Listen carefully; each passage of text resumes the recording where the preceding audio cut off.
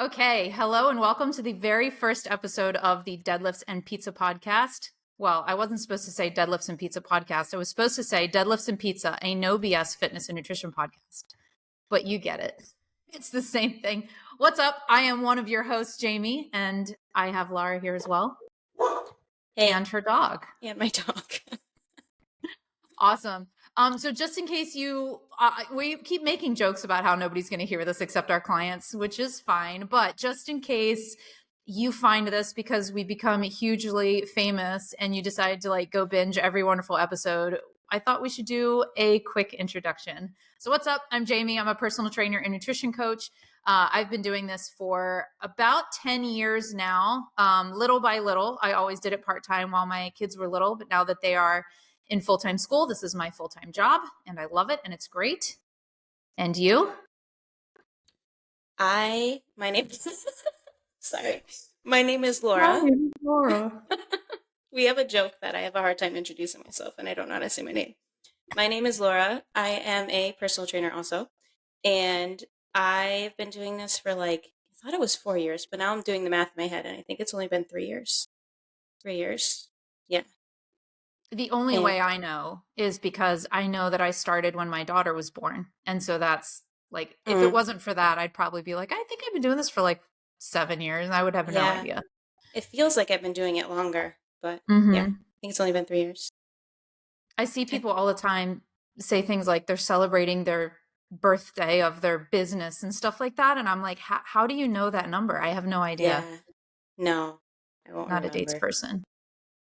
But we've worked together for how long? See, not a dates person. You can tell me. How long have we worked together? 2 years. Well, yeah, it's almost 2 years.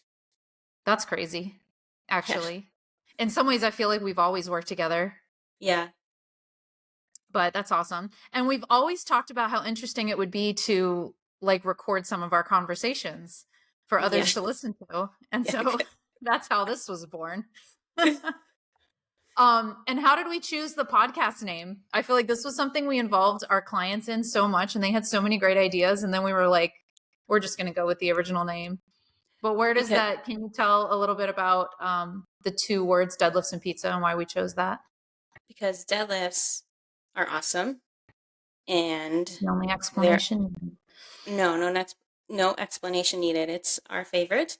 And pizza, because we believe in food freedom and eating things like pizza and all of that stuff. And not necessarily chicken crust pizza or cottage cheese crust pizza, but regular pizza too. Regular pizza.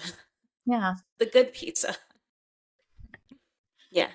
So we were just talking too about how this is such a funny time to start a podcast because we've been talking we've kind of talked about this for a little while, right? We've tossed the idea back and forth, but nobody ever really made it a reality.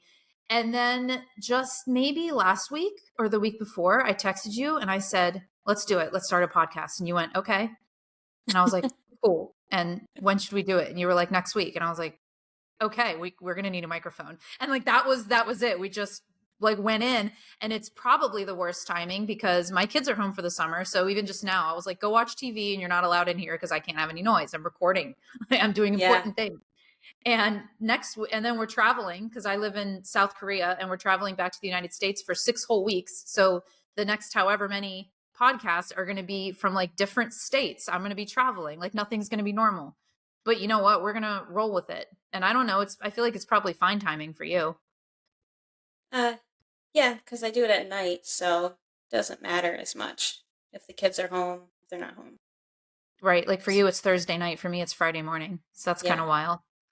Yeah. When do the kids get out of school? Juliana, the 21st or something. Of June? And then Caleb gets out the 25th. Okay. But he has a bunch of half days. And then he gets out early and a bunch of half days and stuff. Yeah. And then you guys go back kind of late. You guys go back after Labor Day. Mm-hmm. That's the original way I think it used to be. And then it got moved and moved and moved. Yeah. But yeah, so we're going to roll with it and it's great. So what's going on with you? Not much. My daughter's been throwing her poop around again. Are you serious? Yeah, so I had to clean that up. Well, I say I had to, but I actually winged it today because I was cooking dinner and then I had to do this. My And gosh. yeah, she's been taking her diaper off during her naps and then throwing her poop. It's like on the ceiling, on the floor, Oh just my smeared God. everywhere. And Laura. I just don't, I really don't want to do it anymore. I don't want to have to clean that up anymore. And I'm just waiting. She went through a period where she stopped and, but she's doing it again. Did you, what happened to the And duct it's a tape? You little used to frustrating. duct tape her clothes to Just a her little, so she just a couldn't little get in frustrating. You there. have to clean up poop every day. What's that? What happened to the duct tape? And during her naps, I don't do that. And then in the summertime, we don't do that because it's hot. So I don't want to Right. put the onesie on her like that. But in the wintertime at night, she still wears the onesie duct Oh my taped. gosh. I cannot handle that. You Yeah. are a saint. Yeah. So is my husband. Yes. Yeah. Uh, my kids are home for the summer, but they're at this really cool age right now, knock on wood, where my son is 8 and my daughter just turned 10, and they can like follow a list of things that they need to do before they watch, technology, and I'm able to actually work while they're here.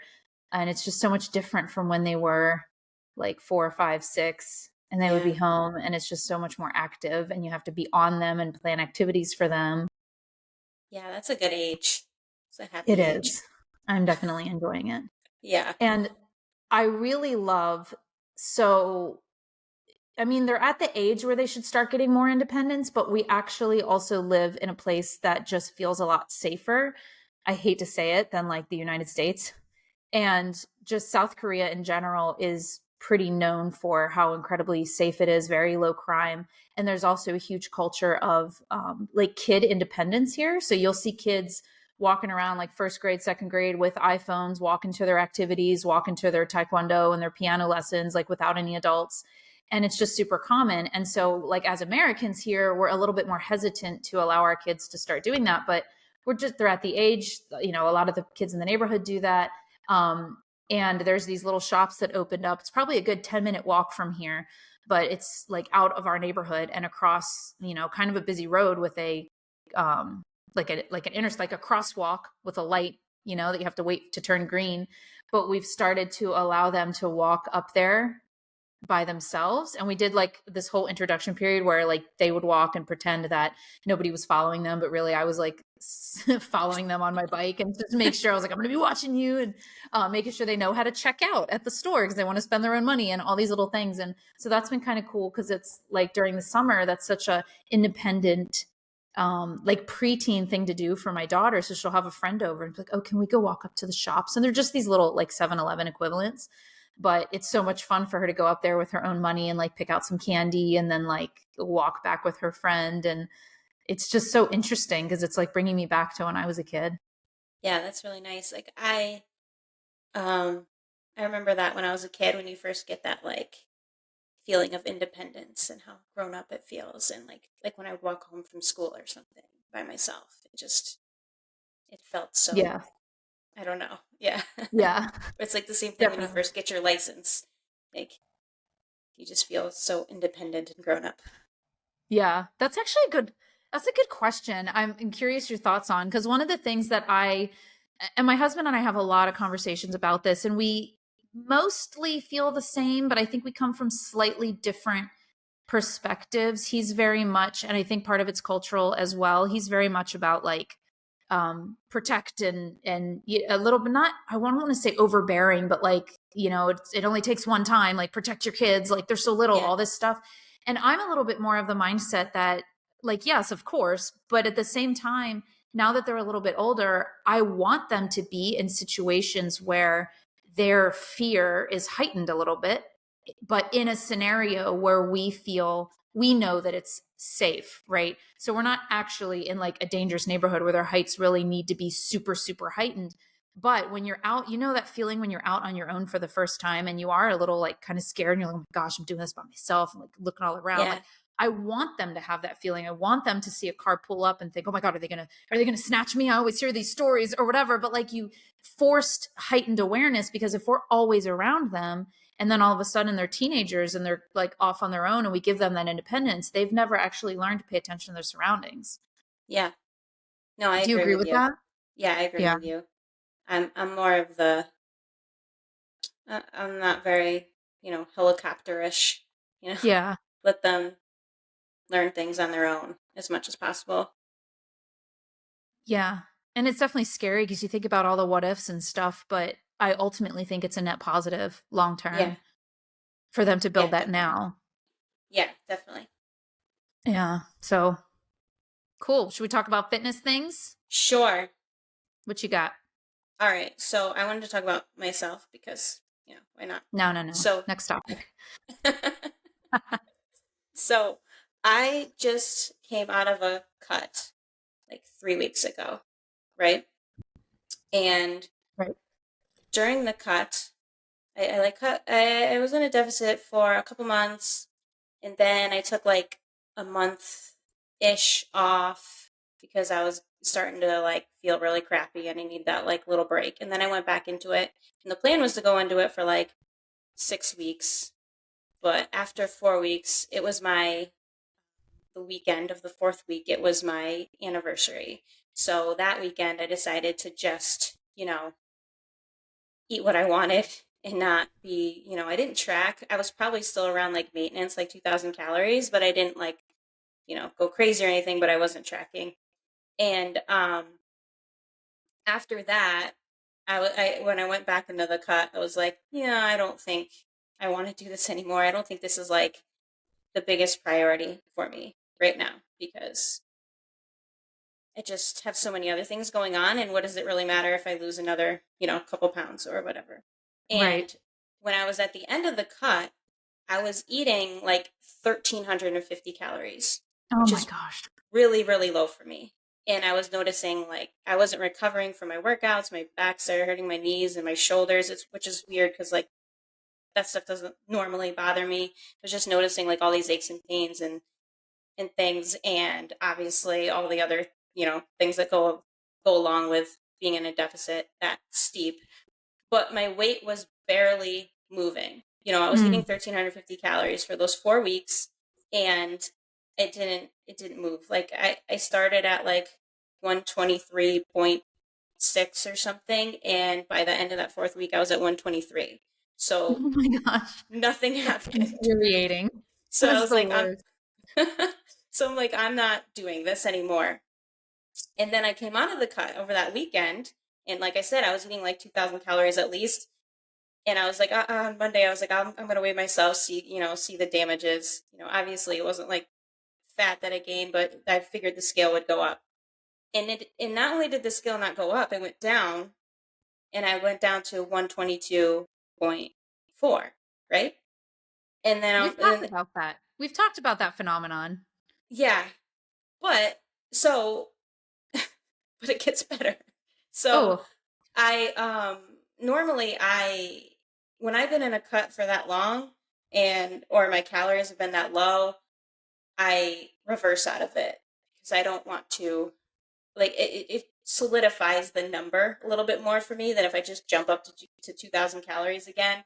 My weight will probably jump up, and then if like I get back up to like 125 and I only lost like like 4 pounds during this whole time, starving myself, then I'd be a little annoyed. So I try to reverse out of it that way. So the first week I was eating like 1,650 calories. The next week I got up to like 1,750, but I didn't track like everything in my mouth, so probably like 1,800 calories. And then this last week I've been so freaking hungry. Like I cannot stop eating. I just want all the food. And I could tell like my metabolism has, oh, revved back up again. And I weighed myself yesterday, and you know what it said? 120, unbelievable. 121.6. What? I said Yeah. unbelievable before I even knew the number because I knew where you were headed. 121? So you Yeah. were 123, 123, 123, end of the cut, freaking 123. Mm-hmm. Go all out one weekend, which was probably not that bad in reality. Mm-hmm. 122 Two. after that. Yeah. Now you've thrown logs on your metaphorical metabolic fire by eating Mm-hmm. closer to you going up, reversing, and your weight's down to 121. Yeah. Yeah, and that happens Lighten to me up. a lot. Why? I, Why is that happening? Do you know why that's happening?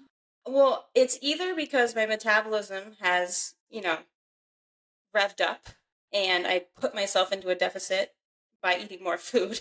Mm-hmm. Or the other possibility is that I actually did lose weight during that cut, but it hasn't whooshed out of me until I started eating more food. Whooshed out of you.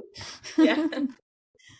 I'm a bigger fan of the increasing the metabolism theory there. You think that's I what always happened? use, yeah, I mean, I always use, it's almost the same as the story that I always use when we do like master classes and things for the community.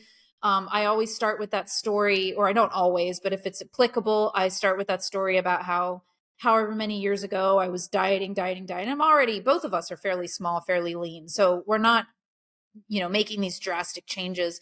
But when I was dieting down for a vacation, and it was getting to the point where I was done, I mean, that's where you were. And my calories weren't that low. Like, that is really low. Mine were like at a 1500, 1700 cycle, but I was moving a lot. Like, I was biking and walking everywhere, all of my errands, everything. And I was training, and I wasn't trying to go lighter or anything. And so I know I was expelling a lot, and I was definitely making progress, but it was just kind of really slowing down.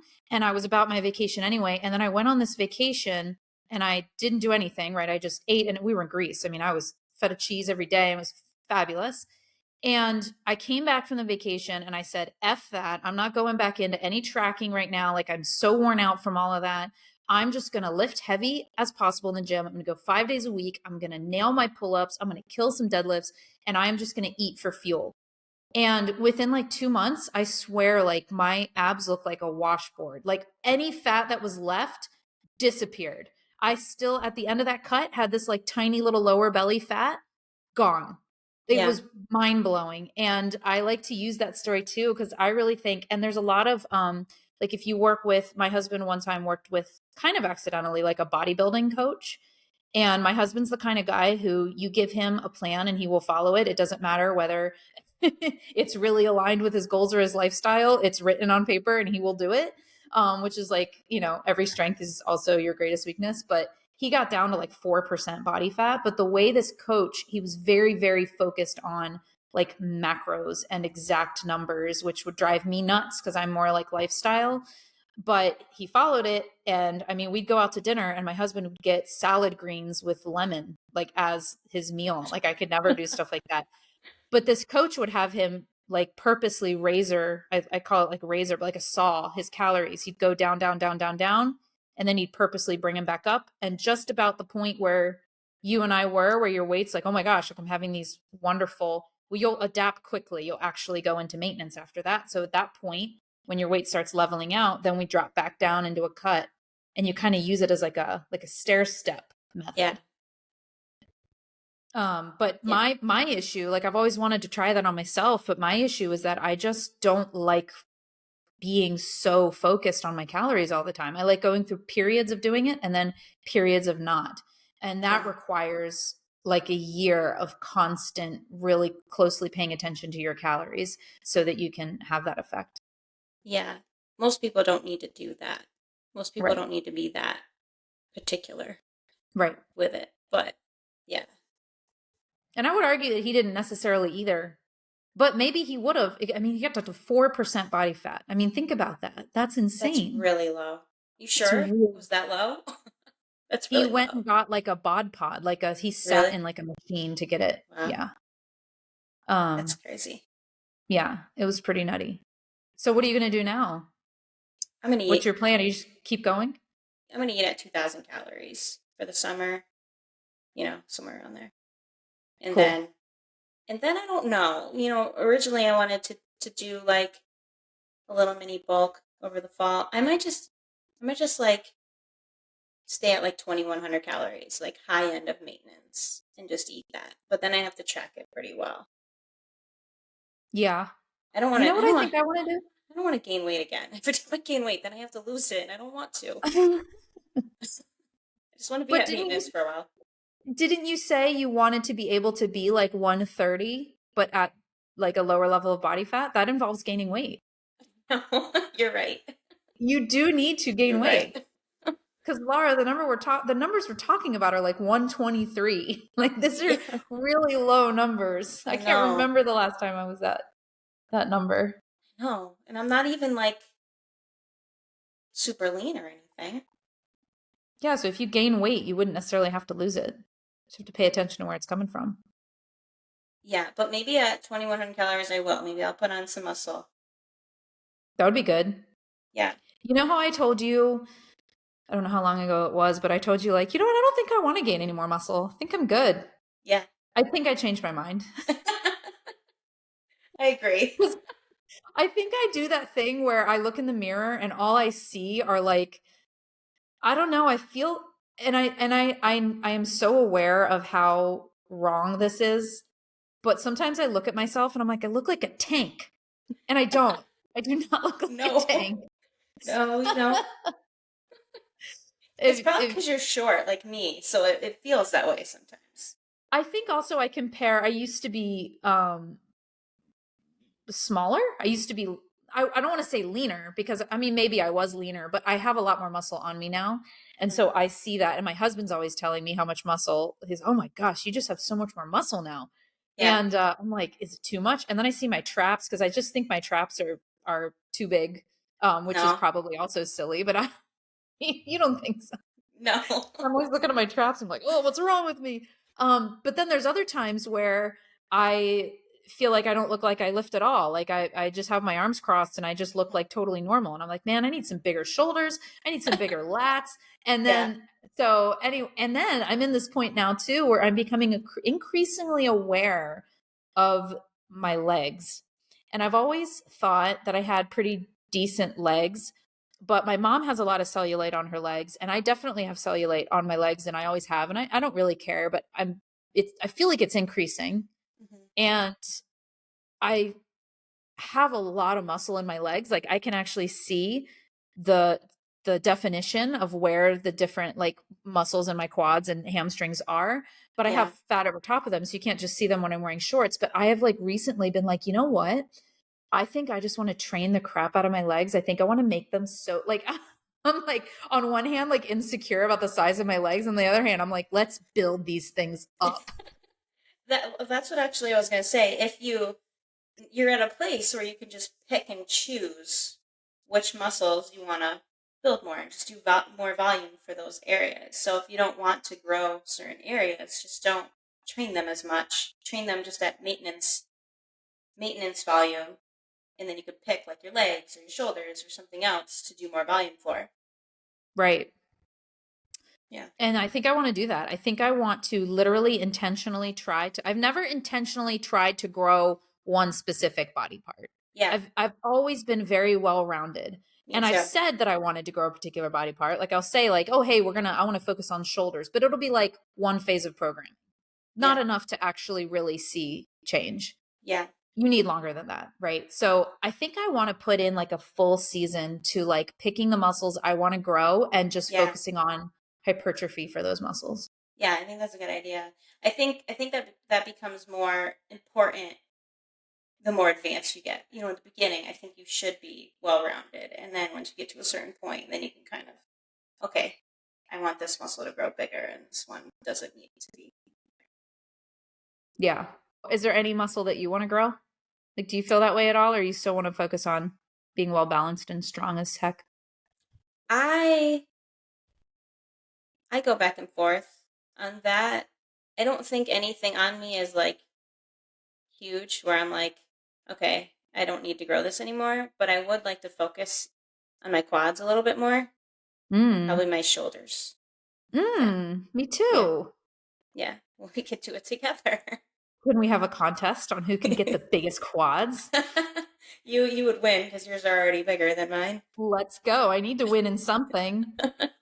So Laura and I have done well, I say have done as if it's something we do regularly. We did once where we had a program that we did together, but that came as a result of kind of always trying to compete in program and things anyway, mainly deadlifts. And there's no competition. Laura being 120 freaking 3 pounds and me being over 10 pounds heavier than her. She is a beast in deadlifts. It is insanely crazy how strong this person is. Right here, this person. So I talk a lot of shit, but you know, the one thing I've got over you is pull-ups. Yes. And possibly quad a width. Yeah. Density. So Yeah. maybe we can measure our quads and I can beat you. Yeah, you'll probably beat me in quad. I've never really done really specifically focused hypertrophy. I don't like hypertrophy training as much as I like strength training, right? Me neither. Every time I go do it, I'm like, nope, I'm gonna go back. Yeah. Go back to my heavy And deadlifts. I don't mind, and I think the way we both tend to program, I don't mind hypertrophy, quote unquote, training when it's embedded in a well-rounded program. Like if I'm starting my program with a heavy strength focused lift and then I wean off and some of the other lifts that are incorporated in my program have more kind of like a hypertrophy intention versus like pure strength. Yeah. But I've never really done, and again, when my husband was working with this like bodybuilding coach, I'd be like, oh yeah, you got squats and deadlifts on your program. And he's like, no deadlifts, but I have squats. And I'm like, okay. And he's like, yeah, they're really hard. I'm like, yeah, squats are hard. You know, he's like, yeah, man, 15 to 20 reps of squats. And I was like, come again? Yeah. Are you kidding me? Yeah, and we went to the gym together a couple times when he was on this guy's program. And I was like, just shaking my head because I'm like, this is ridiculous.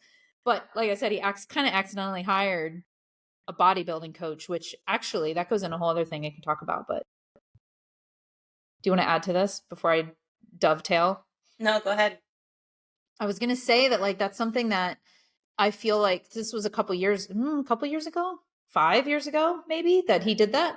And that was before, you know, online coaching has been growing steadily, I would say, over the years. Right. But it's been in the last, I want to say 2 to 3 that Since it has COVID. become, since COVID, it has become really saturated.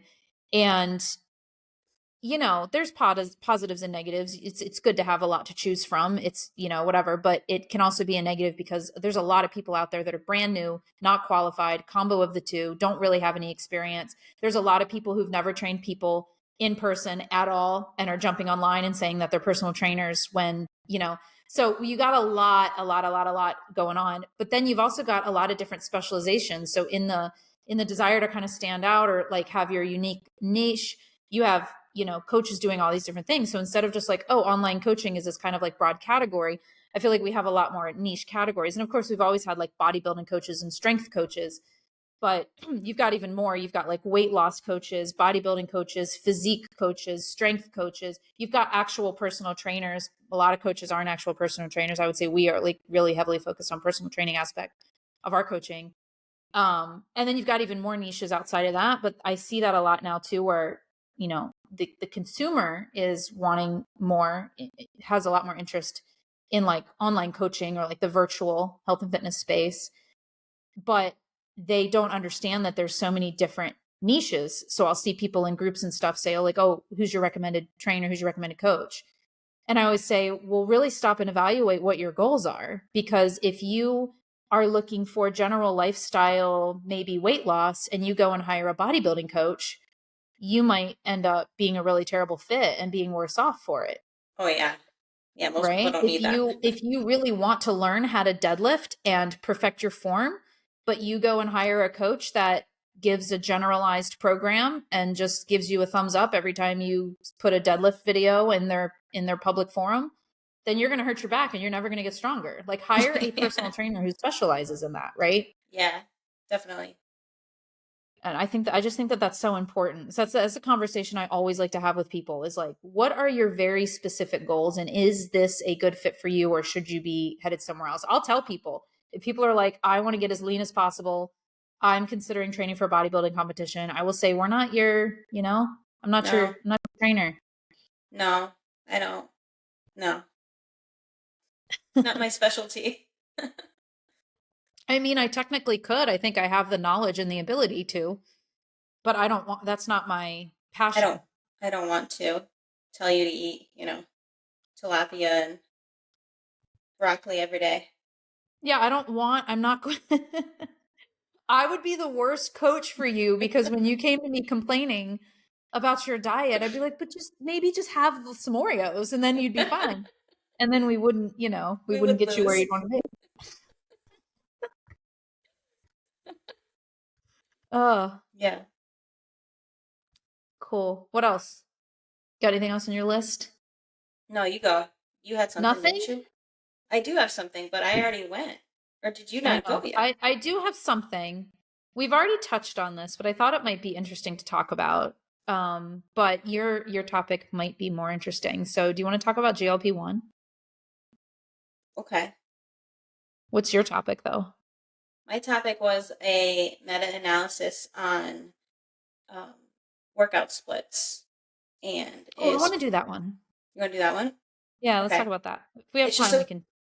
yeah. It's really quick, but I was reading a meta-analysis on workout splits, like what is better, full body or it didn't specify the kind of split, so I'm not really sure because I mean obviously meta-analysis is basically like how would you describe a meta-analysis? It's like taking bunch of different studies and taking the analyzing those studies and taking the data from those, right?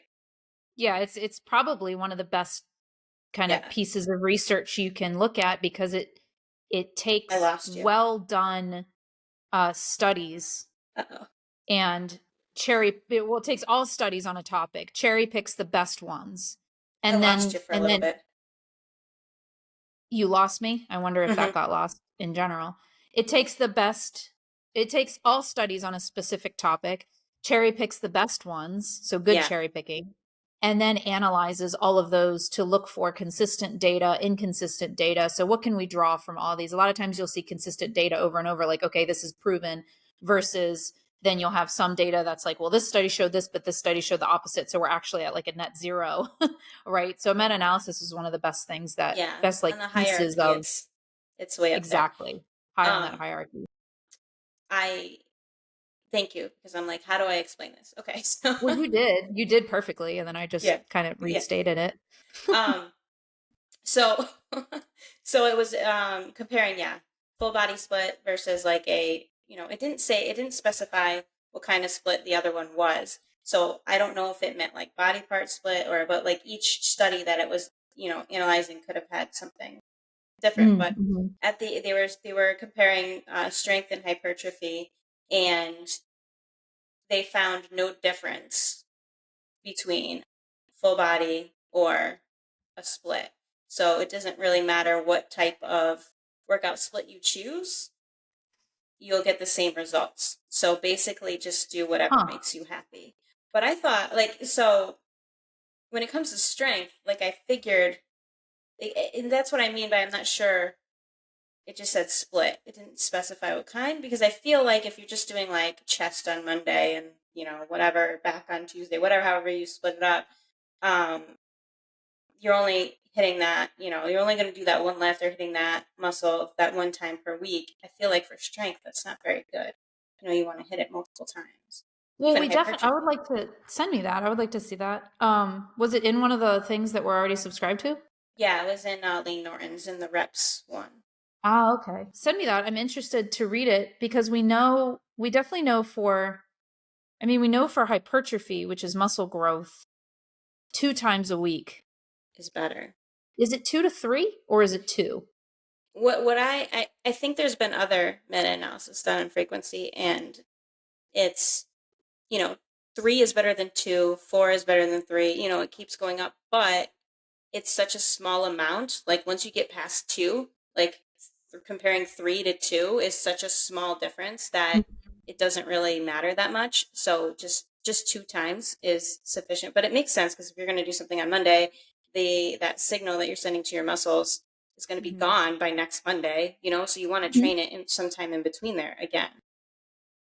Right. And so with hypertrophy, we know, and I think those kind of studies were the ones that knocked out that traditional bro split of like chest on Yeah. Mondays and legs on, whatever, because we know, and, biceps on whatever, we know that training one muscle group per day, once a week it's going to work, right? It's Yeah. just not optimal. Yeah. There's more optimal ways to train. So it became not as common. Although Yeah. you still hear people say that though, talk about that. Yeah. And also the volume was equated. So it's the same volume. So it's basically saying the volume is what matters. It doesn't matter how you split that volume up. But That's really important in what what you were saying about the meta-analysis. yeah, it Because that's is. kind of where we're going to go. It was like, well, Yeah. Sorry, didn't specify that part. But I feel like I lost my train of thought. You go. You have thoughts? no, I was going to say, I was going to say like about strength. So we know that for hypertrophy, but strength is interesting because yeah, it's more ideal to do it more than once a week. But then on the same token, once you get up to really high numbers, even once a week feels, when we were doing our power building program, we were layering it. So we were only lifting super heavy on like a deadlift, for example, every other week and layering it with a higher rep, kind of lower weight week in between. But we weren't not deadlifting. Yeah, So we I were think the still doing point, it. exactly. So you're still practicing it. You're still Yeah. sending that signal to your body, like you said. Yeah. I already forgot what I was going to say. I had another point, but I don't remember what it was. I remember what I was going to say. Do you?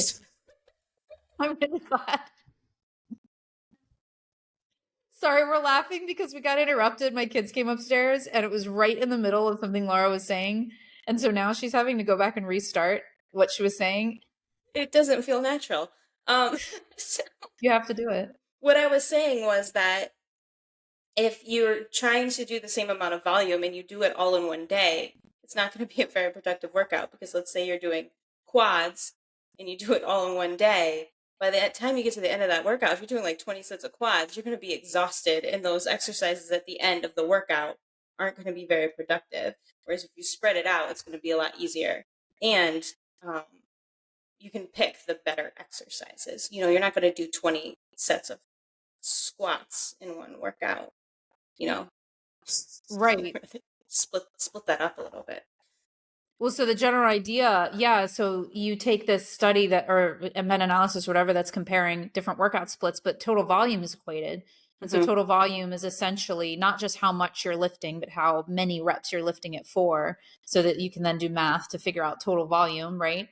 And if you were to split that up with your example of like quads, if you split that up over a week, you have the rest time in between sets of quads to actually give a lot of effort. But there's like literally no way, I think, in like human nature to equate volume for quads if you did it all on one day, because by the middle of the workout, you wouldn't be able to do the amount of volume. And so therefore it's already like suboptimal. Yeah, by volume, I don't know. I think they mean sets. So how many sets you do total. I don't think they mean like reps times weight. That's what they usually mean when they say volume. Huh. So how many heavy sets you're doing. So, but still, yeah, you're not going to be able to give those exercises the same intensity. For sure. No. For sure. What's your favorite split? What do you think is like the best split? I go back and forth. I don't do the same thing all the time. So when I was in my cut, I was doing full body 3 days a week. And that felt really good because I had that recovery day in between. But also, I work out first thing in the morning and I don't eat before I work out. So I remember sending you a message saying I got to the end of my workout and I literally couldn't lift the weight anymore. Like I did a set, and then the next set I go to do it and my muscles were like, nope, we're done. Yeah. And luckily it was at the end, it was my last exercise.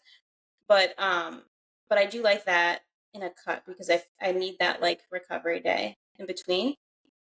But I also like I like upper lower, but I get really tired. Like my legs, I don't like hammering my legs that much in one session. I get really tired and I can't handle it sometimes. So I've done all different things. I don't know. I've done upper lower, but it was 6 days a week. So I did it like split it up into 3 workouts instead of 2. But then you have to work out 6 days a week. Yeah. I think my favorite is full body 4 days a week. What? Mm-hmm. I didn't expect you to say that. No. Because I disagree. I think you're wrong. I think that's not a good one. You don't think that's a good one? Full body 4 days a week? Hold on, I Yeah. have to make a joke. I was gonna say, you better get used to hammering your legs because I'm gonna beat you in quad thickness. Okay, go back. 4 days a week, full body. Yeah. But I do it in a way where I'm like I have enough recovery, so I don't squat on Monday and then squat again Mhm. on Tuesday. So I'll do like squats and then maybe lunges or something, and then the next day I'll do more hinge exercises.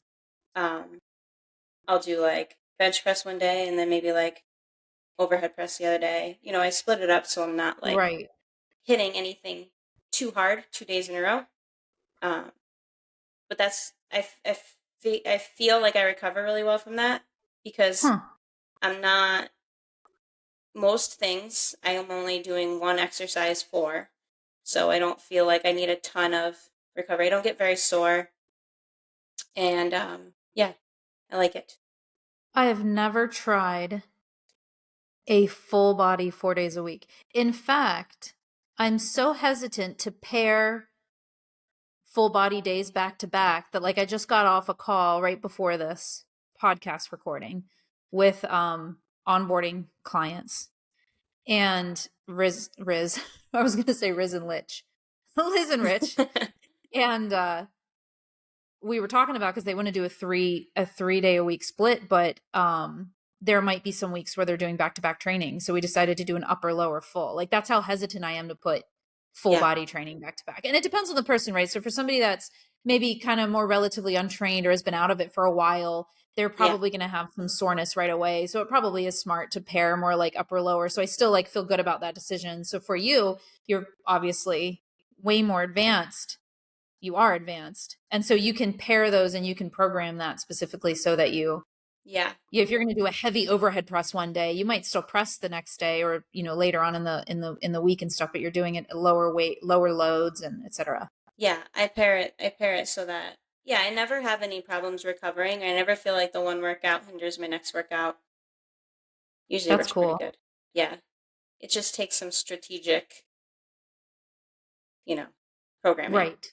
Exactly. Yeah, I feel like my classic favorite, I'm equal because I always like to play this game in my head where like if we could take if I had to write, if my job, I've been given this job to create a nutrition plan and a training program for every human in the world.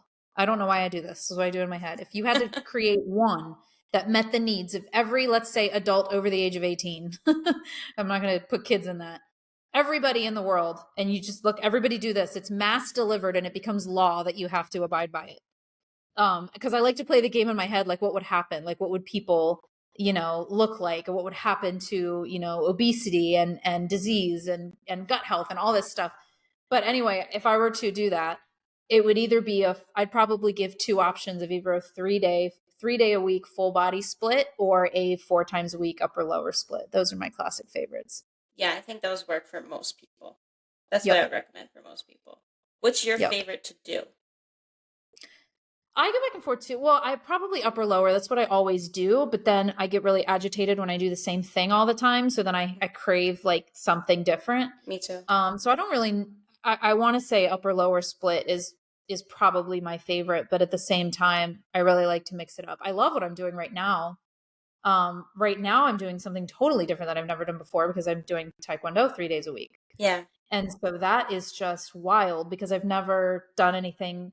Well, I've never done a class like this. I've never number one. I've also never or like martial arts or anything like that. I've also never done high intensity interval training, which essentially this is. But not, without my intention, I'm not trying to go to a high intensity interval training class. It just happens to be that kind of exercise. So I've never really like prioritized that at all. And then I've never decreased my strength training in order to accommodate the other two prior to what I've said. And yeah, so it's weird because I've always made sure that I prioritize strength training and I built in everything else around it. Like, right, if I'm going to join this class, I'm going to do it once a week or whatever. But all of a sudden, this is the priority. And I've reduced my strength training to 2 days a week because I wanted to I was in a cut when I started. So I wanted to make sure that I wasn't going to overdo it because that's 5 days a week right there. But I think I'm at the point now, I've kind of increased my calories and I think I could do a third day of strength training, but now we're going to be traveling next week. So that's going to throw everything off.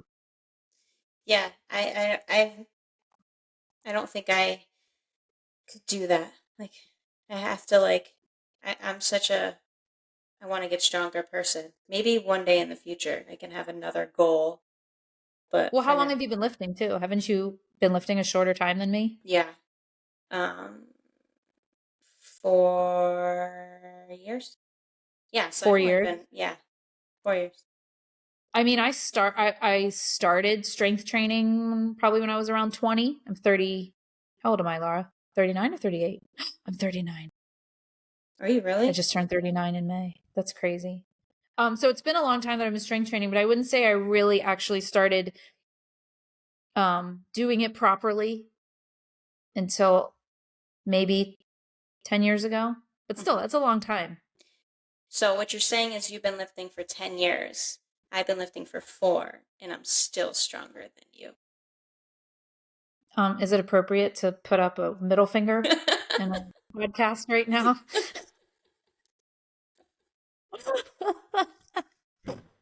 Oh, the things I want to say to you right now. You're genetically gifted. Yeah. Okay. I'm not saying you don't work hard. I'm not saying you're not amazing at what you do, but we both know that you were born an athlete. Yeah. Tell them about your jump. What is it called? High jump, straight jump? The vertical jump? Vertical jump. I was looking for the word that meant straight vertical up. Jump. Yes, vertical. I don't remember what it was. It was close to 2 feet. But it wasn't 2 feet. Something where the average for you gave me numbers for the average for an athlete. Yeah. It was something where the top end of the average for an actual athlete for basketball or something. Yeah, female basketball player. I could jump as high as the average for the upper end of the average for a female basketball player. Right. Yeah. That's crazy. Yeah, and I don't even train for that.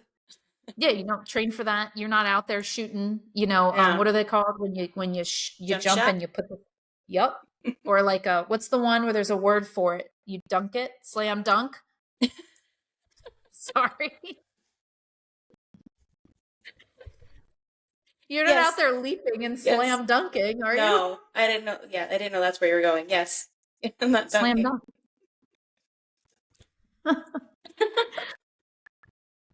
That's very interesting. Well, that's awesome, but I can pull up better than you, and I'm going to have massive quad thickness that you'll never achieve. I was actually thinking about doing because I started powerlifting, like a power building program, and I don't know if I want to right now. I don't think I'm ready. I started it, and then today I deadlifted and then had to squat right after. And when I was squatting, my knees hurt, and my knees never hurt when I squat. And it was as soon as I got down there, they started to hurt. Yeah. So I was I don't think I want to do this right now. So I might do a hypertrophy, just a hypertrophy, program for a little while, and then go back to powerlifting, power building, whatever. That's a good idea. But focus on pull-ups in the hypertrophy program. So I can get better at pull-ups so I can beat you. Yeah, right. Yeah. Good luck with that. Now that I only weigh 121 pounds, I should be able to lift myself up a little easier.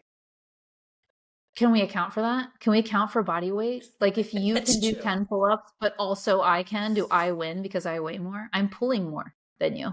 We didn't do that for the deadlifts or the squats that I could do more than you. Pull-ups are different. Your body weight is literally the weight that you're using. So you're using lighter weight in all of your pull-up exercises. Yeah, but when you do powerlifting, you're in a weight class, because if you weigh more, you should be able to lift more. It's a higher percentage of your body weight. That's true. All right, I'm just going to have to beat you. That's fine. It's fine. I'm not worried about that. You will I have a probably question. anyway. Yeah. Yes, exactly. That's the right answer. If you know what, Laura, that might be really, really fair. If the next program we do together, we focus on quad thickness and pull-ups, it's in the bag for me. All right, Maybe we can throw handstands in there. let's do quad thickness pull-ups, and we'll throw deadlifts in there. That way, I win something. All right. I'll give it to you. Well, because we always have to do deadlifts also. I think that's part of it. Yeah. I have a question. Yeah. We could probably finish it out with this question. Mm-hmm. What should I do? Be my trainer. I am about to leave on a trip. I'm going to be gone for 6 weeks from my home. I am not going to have access to weights. I'm going to be going from doing a 3 times a week I'm getting used to it now. I'm almost craving that. I get in there. You should see me like before the class starts. I'm bouncing around. He starts putting music on. We start our warm-up drills. All the other guys are, because it's just I'm the only woman. All the other guys are kind of like, and I'm there bouncing around. Like my energy's kind of coming. Yeah. And I'm worried. I'm like, I'm going to go away for 6 weeks, and I'm not really good at being consistent when I don't have like an actual program to follow.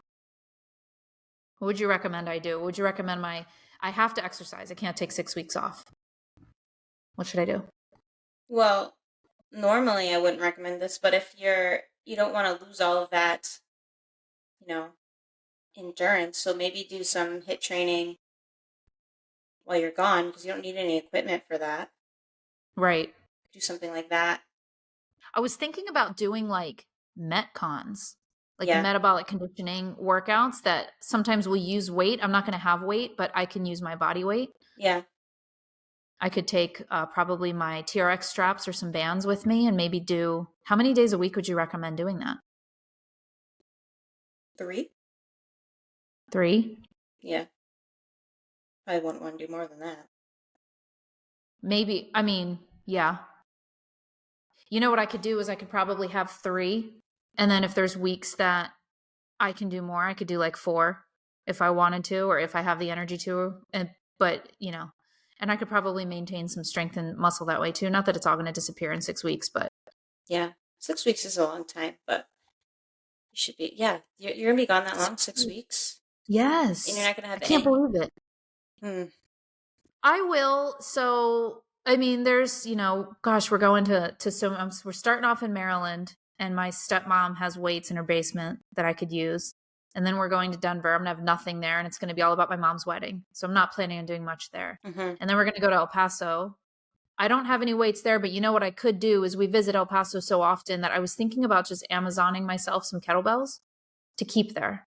We're going to be there for 2 weeks, and then we're going to drive to San Antonio. So if I had kettlebells, I could take them with me to San Antonio. I could take them back because we're going to drive. And then we're going to go back to El Paso for a week. So we'll be total in Texas. 1, 2, 3, 4 weeks of that 6 weeks we'll be in Texas, and I could create a situation where I had access to equipment. And then we'll be in Atlanta for a couple days, and then we'll be back. And then I'll be jet lagged. So make it 7 weeks. Maybe I'll do that. Would you do that? Would you recommending recommend sending myself some weights to maybe just like have while I'm there? Yeah, I would do that. Like I could get some a couple variations of kettlebells or something, 2 or 3. Yeah. Some kettlebell training. That'd be cool. I follow this really cool woman on Instagram that does kettlebell training. I'm intrigued. Yeah.